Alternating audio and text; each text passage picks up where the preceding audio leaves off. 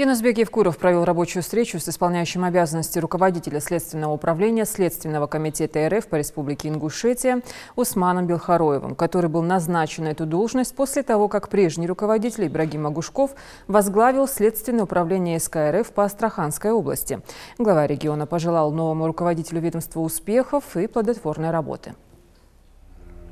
С приказом председателя Следственного комитета 29 декабря прошлого года на меня возложены обязанности руководителя Следственного управления. Я принял дела, материалы проверок всего имущества буквально на прошедшей неделе. И уже работа нами организована должным образом. Хотел бы вас ввести в курс некоторых резонансных дел, которые у вас стоят на контроле происшествий, ну и переговорить по рабочим проблемам. Хорошо, я со своей стороны хочу пожелать вам успехов в работе, как исполняющим обязанности. Надо максимально те дела, которые уже были начаты, шли уже в ходе, при предыдущем руководителе Ибрагиме Агушкове, надо эти дела продолжить, чтобы завершить эти расследования. Ну и, конечно, ряд вопросов, которые связаны с резонансными преступлениями, они у меня тоже в пакете лежат. Давайте мы с вами договоримся раз в месяц по этому поводу уже встречаться, обсуждать эти дела и делать все, чтобы эти дела были раскрыты, чтобы они не остались. Особо хочу обратить внимание ваше на коррупционную составляющую.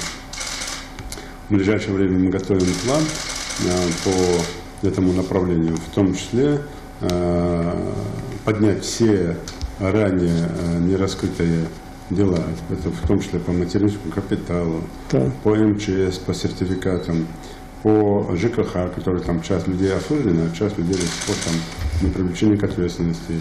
Это вопрос, связанный с вопросами Роснохозбанка, тоже якобы в розыске, а находятся люди дома, никто не задержит, никаких мер не принимают.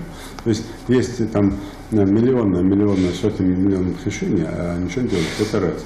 А второе, есть довольно серьезная коррупционная составляющая, в том числе и в сфере закупок, и в сфере там, строительного блока, и в сфере других направлений. Мы должны с вами здесь поработать очень плотно и разобраться. Плюс еще там я уже с прокурором разговаривал, конечно, мы будем разговаривать сейчас и обсуждать вопрос не только декларации о доходах, но и какие расходы там чиновники несут и откуда вот это все направление. Поэтому здесь мы отдельно в закрытом режиме пообщаемся по плану борьбы в этом году по противодействию коррупции. Ну, конечно, надо будет максимально поднять старые дела. Почему? Потому что когда люди видят, что реально укравшие находятся на свободе, ну, смешно говорить о борьбе с коррупцией.